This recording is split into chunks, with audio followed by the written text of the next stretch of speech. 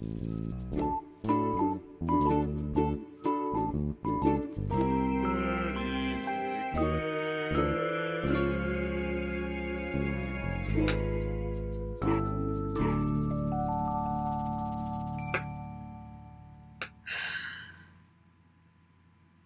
grief. What a day I'm having. All right, I got it going. I'm just going to dive right in because it's my third attempt at this, and everyone's impatient, including me. Okay, so what happened with my square off?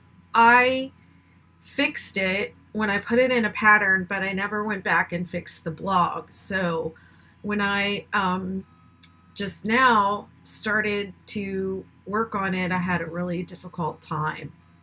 And the reason is you just went in the wrong live. Well, I'm going to go back and delete them all, hopefully, and yeah, and figure it out. So I'm so sorry. I feel really like such an idiot today. Okay, now that's on. Where's the switch for this?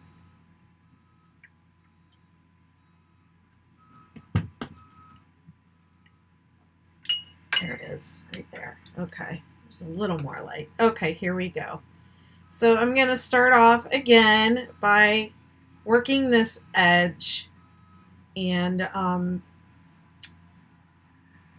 I go under 2 strands of the stitches on the side. I leave 2 on top and 1 on the bottom, and then it gives you that nice edge. There's no magic formula for do this many into this many,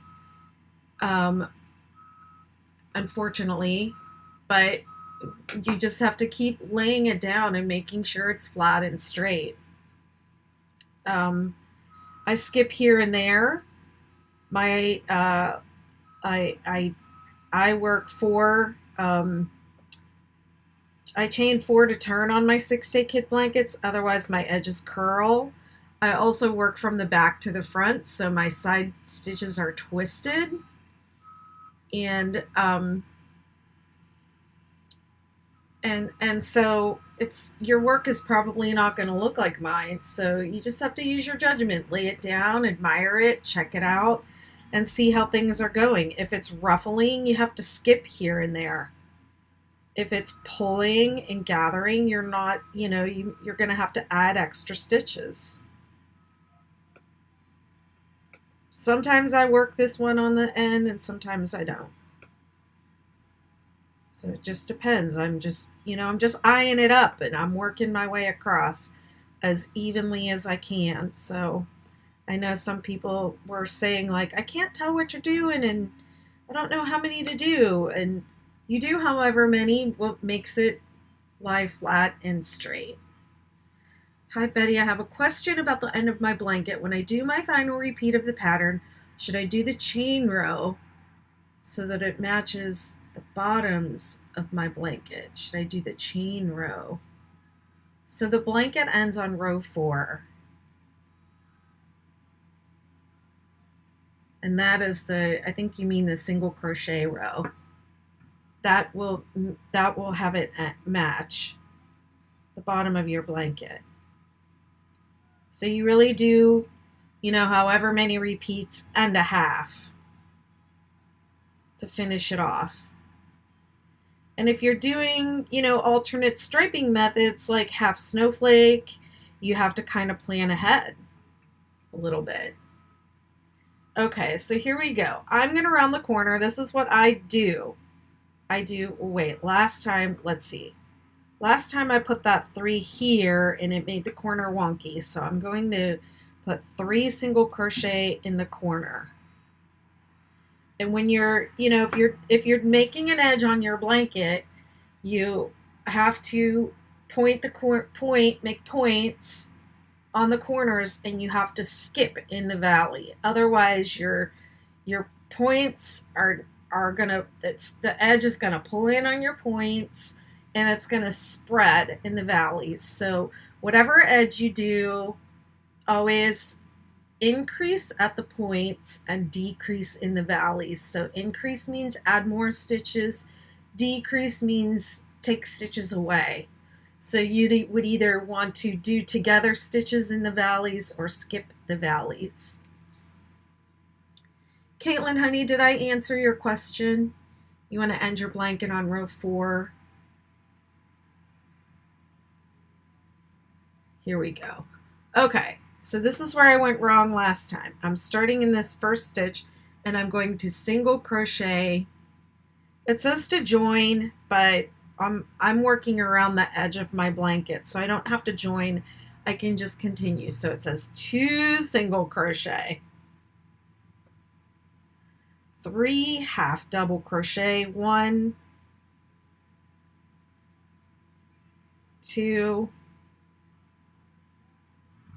3, 3 double crochet, 1, 2, 3, skip 2, 1, 2, 3 double crochet. And I just fixed it on the blog too, so it should be correct for everybody that is having trouble. Go back and check the blog for this bottom square off, because I had a little boo-boo in there. Single crochet, slip stitch, single crochet, 3 half double crochet,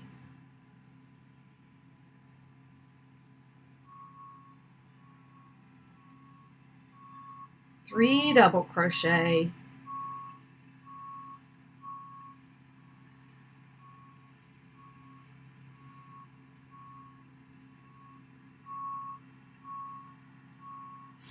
2, 3 double crochet,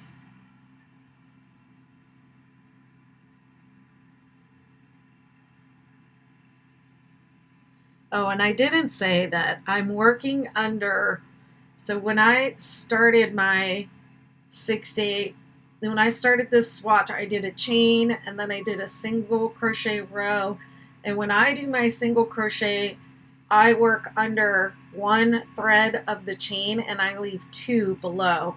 So I have 2 threads of my chain left, and that's what I'm working under. 1, whoops, hang on.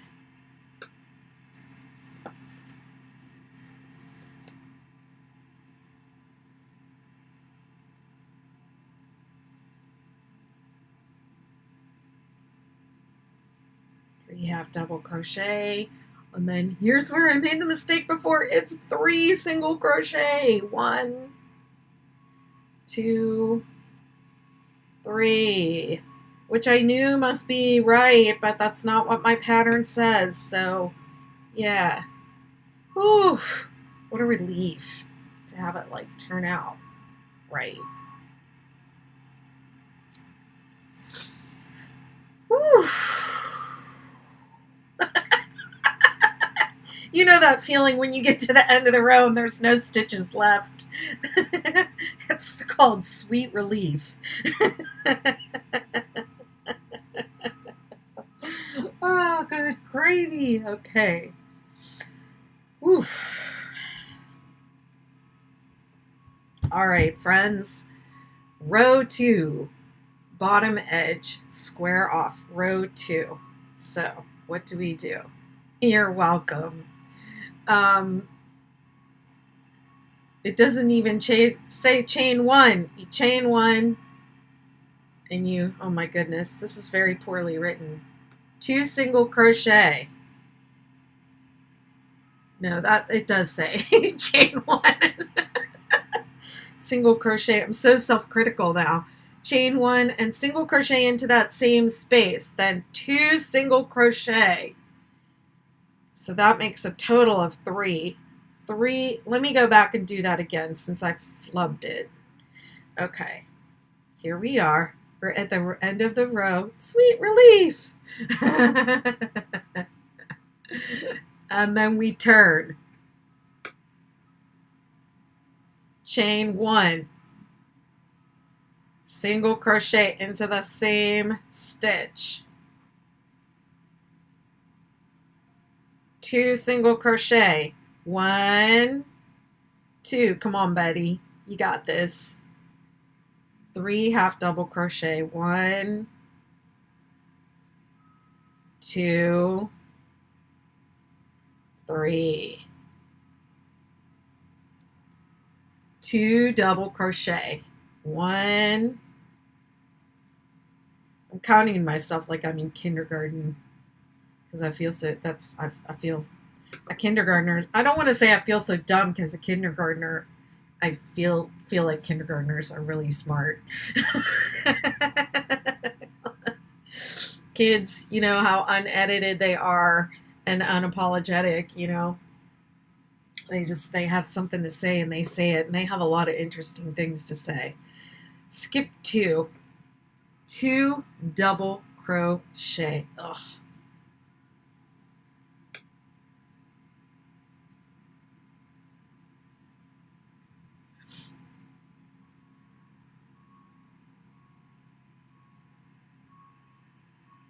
Three half double crochet. 1. Yeah, Marie, it will be posted. It's on YouTube Live right now, and so it'll stay there permanently unless I really screw up again, and then I delete it because the last one I messed it up.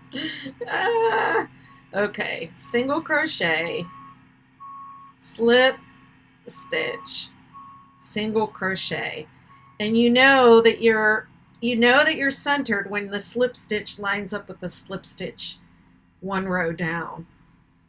Okay, I'll do it another time too in like plain yarn that's easier to see, but this is just I don't know, it doesn't matter. I did a pocket shawl pocket. This is a pocket shawl pocket is what I started here. So yeah, except it was actually a swatch. I did a swatch. It doesn't matter. You can watch the other video. I just did what I did. Oh my gosh. 3 half double crochet.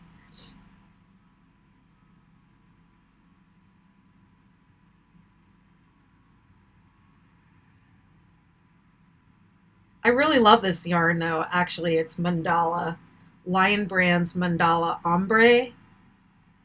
And I love how it works up. It's great. Let's see.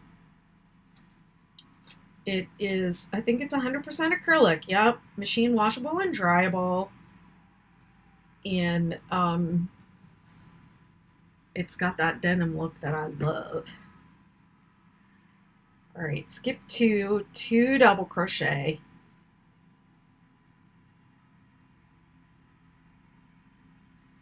3 half double crochet.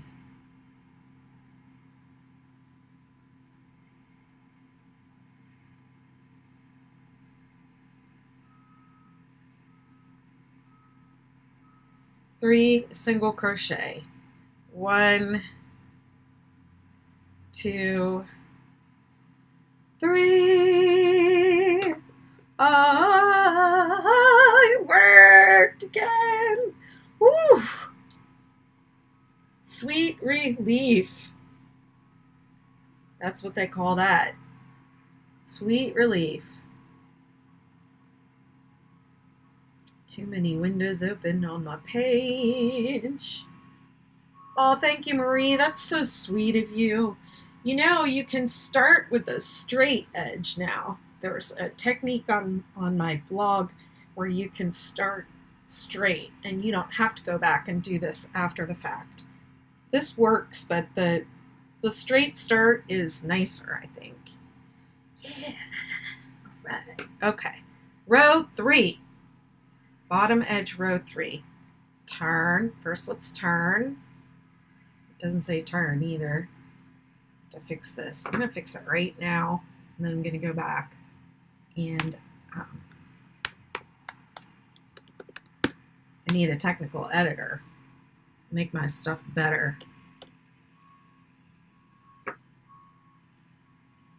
Okay, bottom edge row 3, chain 1, single crochet in the same stitch, 4 single crochet, 1, 2, 3, 4, 6 half double crochet.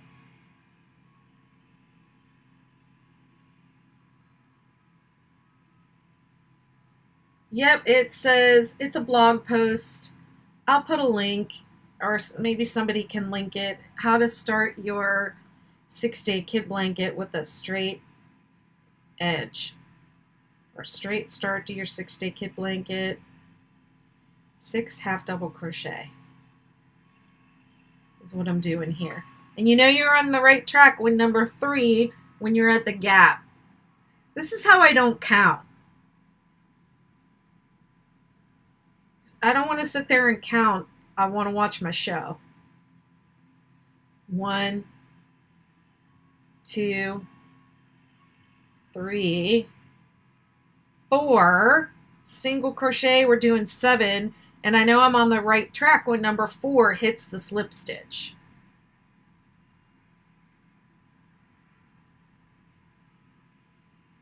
And then 6 half double crochet.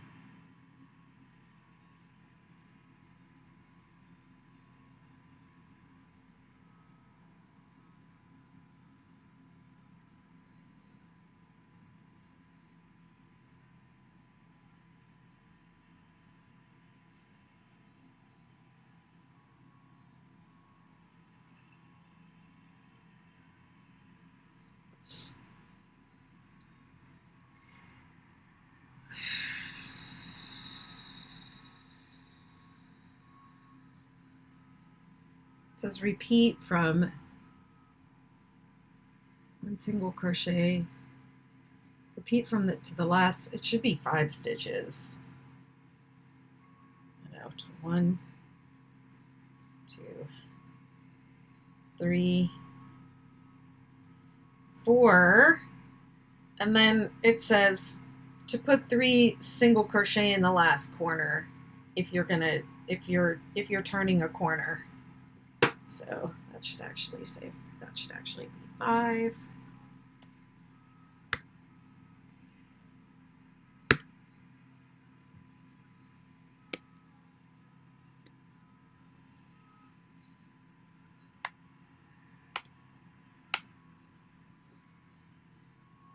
Okay, and then yeah, so if I were doing this on a blanket, this is where I would be. I'd be on a corner, right? So I would put 3 single crochet in that last one, and then I'd start working up the side. Same as maybe one more. Put one in that side of that single crochet right there. And I'd start working up the other side, right, and finishing off the edge, right? So on this video, I was on the other side. I was going down the other side of the edge, and man, that chain is tight. And so then when I came to the edge, I made a corner, 3 single crochet in the corner, and then I worked the bottom square off rows, 3 rows of squaring off, and now I am going back up the side, the other side. So I'm pretty sure this is how the baby blanket pattern is written. So this, if you were making a blanket, you wanted to square off, you didn't square off to start, you would complete row 4 of the blanket, and then you would do the square off rows at the top. And then you would work your way down the side, which is where this video started, and do those 3 bottom square off rows that I just did, and then work up the side. So again, I'm going under 2 threads. I'm leaving one on the bottom, laying it down to check it. Thank you, Shauna, for putting that link in. Laying it down often to check it and make sure it's flat. If it's ruffling, I'm doing too many single crochet, and you can just skip every third, skip every fourth, something like that.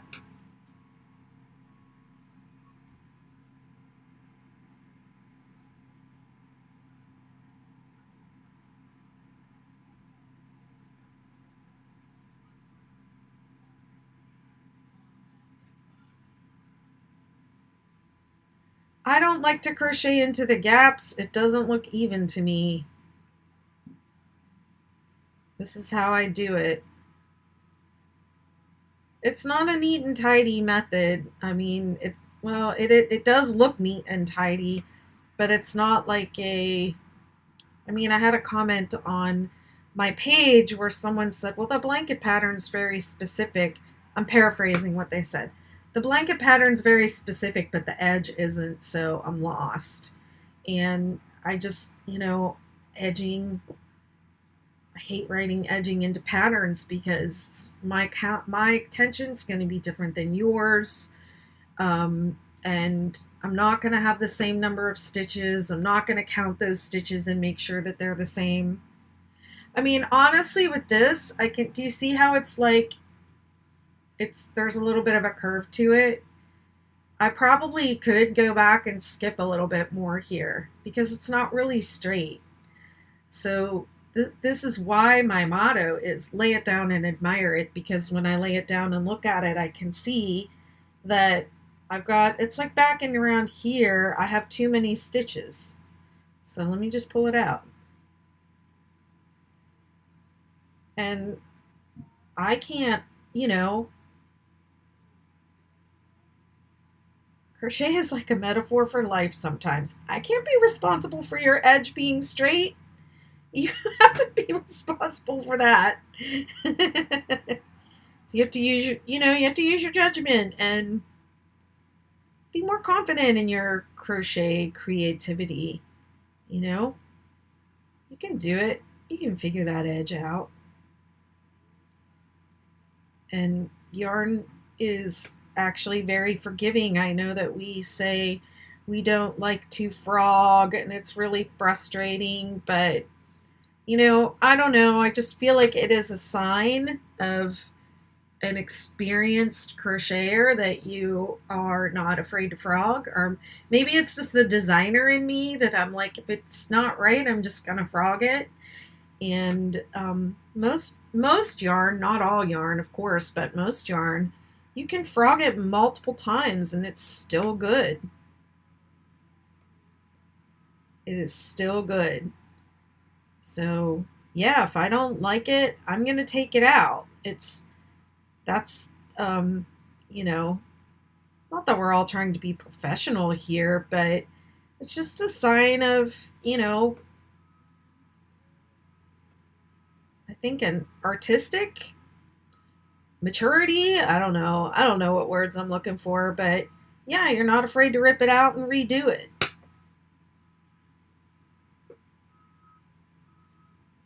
See, that's straighter. I want to start a popsicle blanket. This is Maria again. I bought the popsicle hat pattern. My question is, do I just follow the color change on the hat pattern? Yeah, that's that.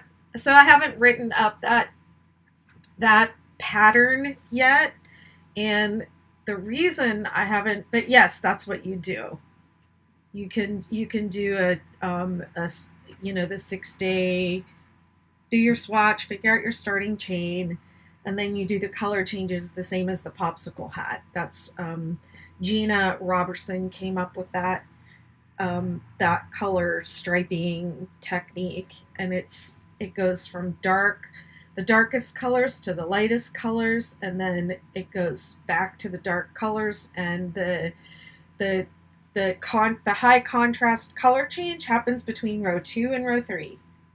So it's a little bit based off of the, is that right? I think that's right. It's a little bit based off of the snowflake effect, but she wanted that color change right there to pop. So that's why we called it popsicle. She came up with the name too. Yep, you got it, girl. Um, but one of the reasons why some of these patterns haven't been written up yet is because I it takes me too long to crochet everything. So I did put out a call for testers and contract crocheters not too long ago. So if you're interested in crocheting up some blankets for me, that will be one that I'll be putting out to, um, to people for people to crochet. So I'll have samples to photograph. I'm trying to do more for you all in 2021. Crochet is on fire!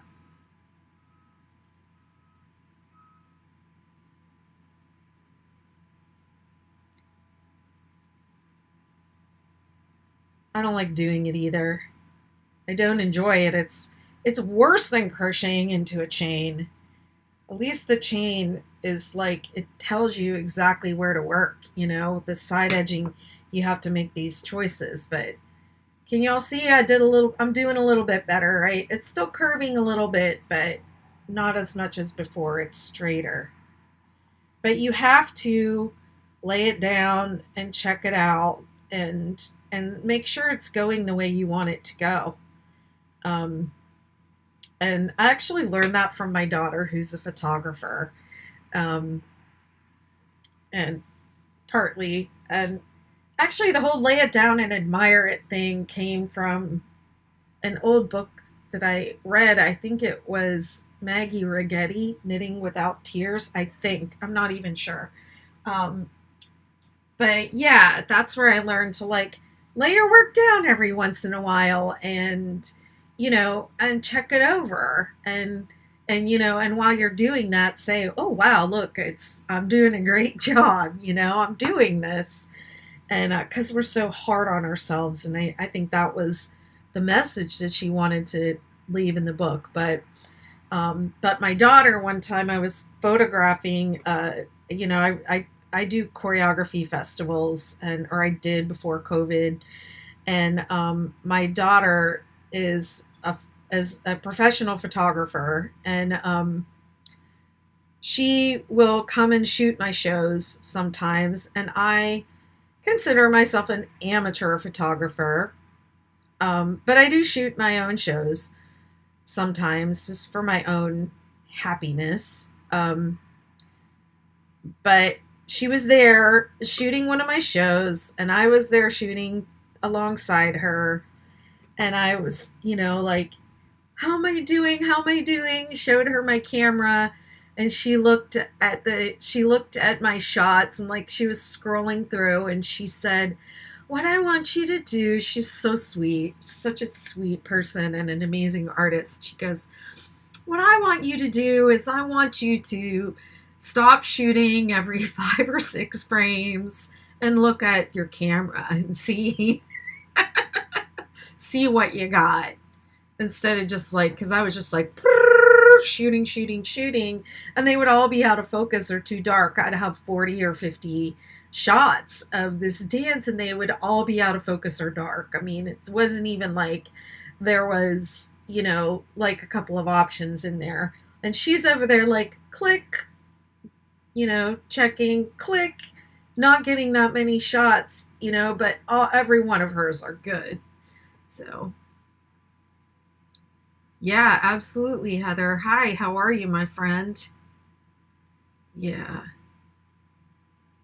Maria, I do have a graphic, but I'm going to be honest with you. I don't like publishing them because they get stolen and then published elsewhere, and that takes traffic from me. And that takes, there are people publishing my pattern in other languages.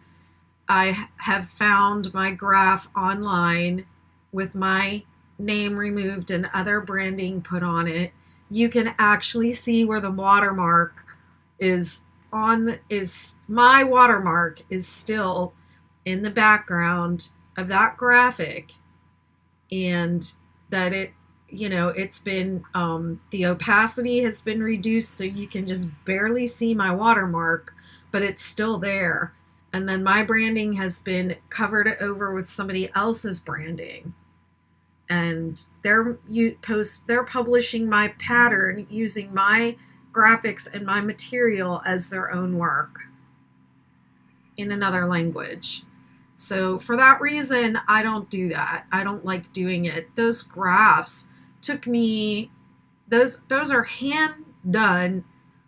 Obviously it's on a computer, but it's every little mark in that graph I had to do and arrange, because there's no software that does that. So for that reason, I don't like to publish graphs anymore. In fact, I'm getting kind of heated thinking about it. But, I feel like I am a visual learner. I am a kinesthetic learner, actually. I'm a kinesthetic learner, and then visual, and then verbal. So I'm with you on that, and I'm all about accommodating different learning styles.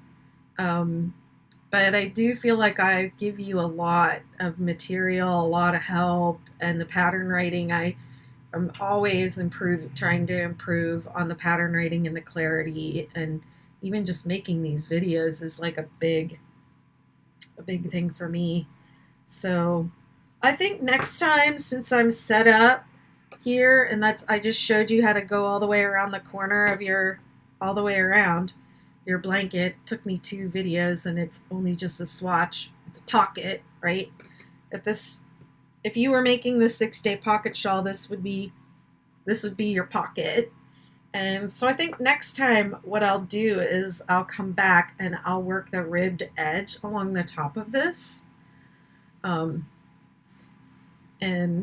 yeah, just keep going with pocket shawl. And I don't know when that'll be. I'm trying to be more regular, but you know how it is. All right, friends. Whew, I feel better, because, man, that was hard to come on here and then have my pattern not work in front of everybody. Oh my gosh. Yeah. Any other questions before I head out? I have to go get boxes to mail stuff. I have a box of goodies. Yeah. Hey, Heather, do you have any nerds that could help me make a 6-day kid blanket app where people could put in their yarn, what size blanket they want, which striping effect they want, whether they want to square off or not, and what edge they want, and then they could put in all their different options and it would spit out a pattern for them. That's my dream project right there. Any app developers in your nerd crew? You have so many nerds.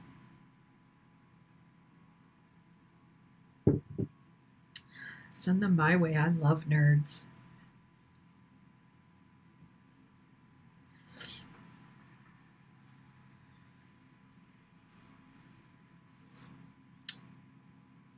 Yeah, wouldn't that be cool? Thank you, Linda.